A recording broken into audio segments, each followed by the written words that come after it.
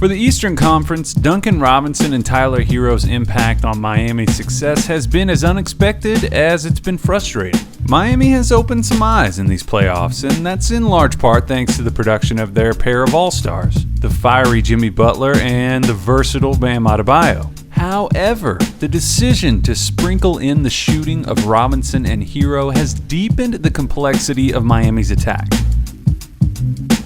Duncan Robinson's ascension to his status as one of the most lethal shooters in the world has been remarkable. How exactly does someone go from being a fringe NBA player to a key piece on a playoff team in less than a year's time, especially at 26 years old?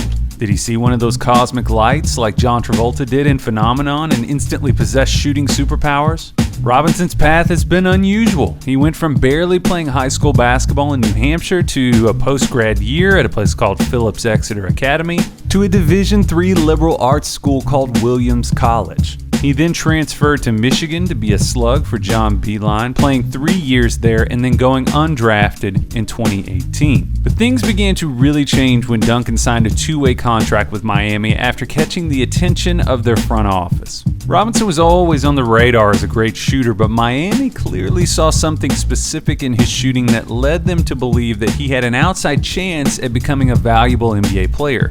Being 6'7" really helps, but I have to imagine it had something to do with his exceptional ability to play fast without compromising accuracy. It might have been as simple as getting in the right situation with the right encouragement to find out if he could do that at a high volume. Erik Spoelstra and the Miami Heat provided the encouragement and the situation for that to happen. This insistence on aggressively hunting his shot and the freedom to shoot in volume took some prodding. Duncan had admitted to being shy about it at first, but it ultimately caused a spike in his value in the NBA game. He responded immediately in the G League, where he averaged 21.4 points per game on a nearly 70% true shooting mark. This is an unreal number for somebody who basically lives by the three-pointer alone.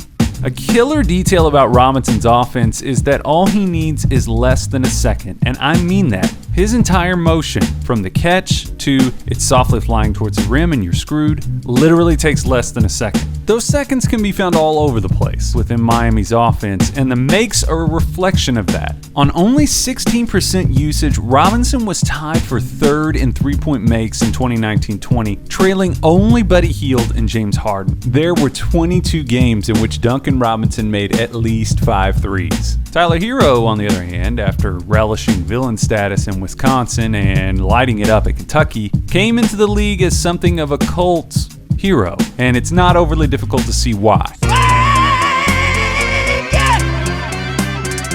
This guy is confidence personified, and he tends to back it up. For a rookie who isn't even the primary option, he's absolutely fearless when a big play needs to be made. And let's be clear, although he can shoot them, this is not your typical white guy specialist that comes in with the second unit and just takes a few threes. Robinson is definitely the more lethal off-ball threat of the two, but Herro is easily the better off-the-bounce offensive creator.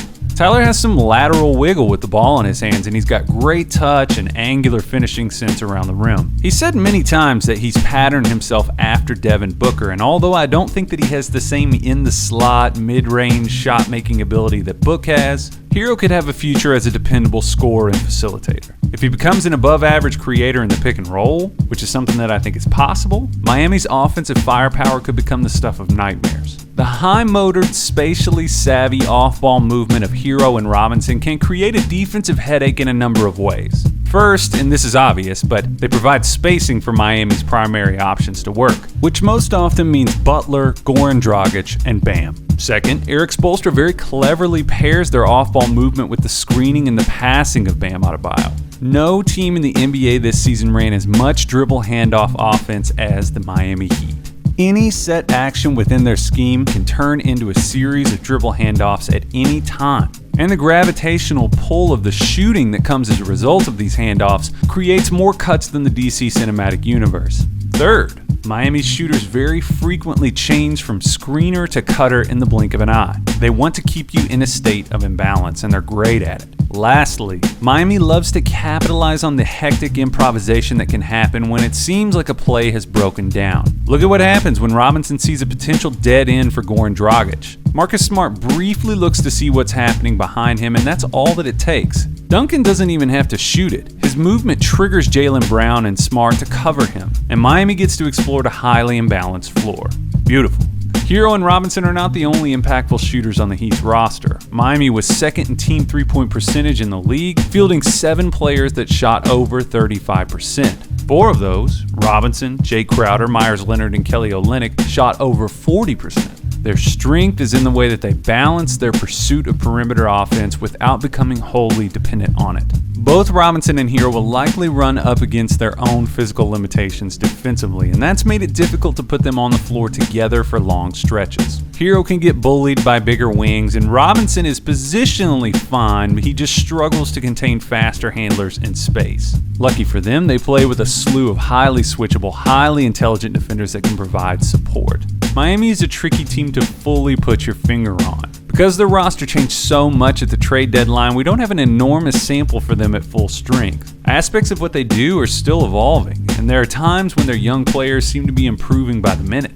Goran Dragic picked a great time to surge offensively. Bam has been absolutely unbelievable defensively, and although he slumped in the bubble, we can't omit that Kendrick Nunn has been a revelation this season, making the all-rookie first team. Jay Crowder and Andre Iguodala joined the team at the trade deadline, and both players bring stability and versatility on both sides of the ball. And he's Jimmy.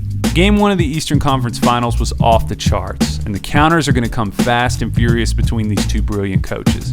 Milwaukee didn't have the perimeter personnel to contort in the way that Miami's approach requires, but Boston can provide a unique counter with the defensive flexibility that they can put on the floor. One thing is for certain though, the gunslinging of Miami shooters will loom large in whatever decision they make. Let me know if you agree.